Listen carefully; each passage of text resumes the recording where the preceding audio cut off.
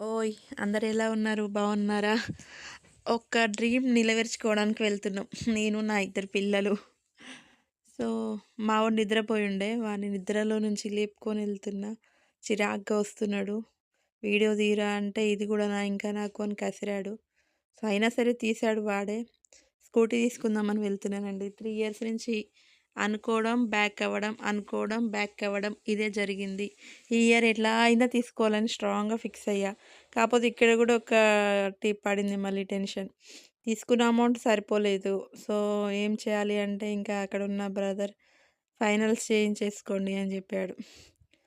So, finals చేయించి తీసుకున్నాం. మా పాప కన్‌ఫ్యూజ్ అవుతుంది ఏం తీసుకోవాలి అని. ఆల్రెడీ సెలక్షన్ అయిపోయిందని మళ్ళీ సెలక్షన్ చేసిందామె.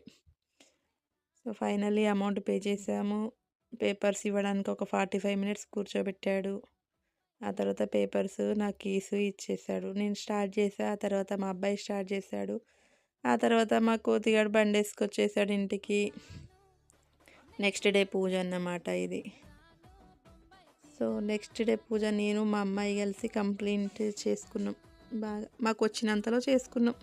తెలిసినంతలో సారీ. తెలిసినట్టు చేసుకున్నాము. యాక్చువల్లీ గుడికెళ్దామంటే అదేదో నంబర్ ప్లేట్ ఏదో రావాలంట. అప్పటి వరకు తీయొద్దన్నారు బయట. అందుకోసమని ఇంటి ముందే సింపుల్‌గా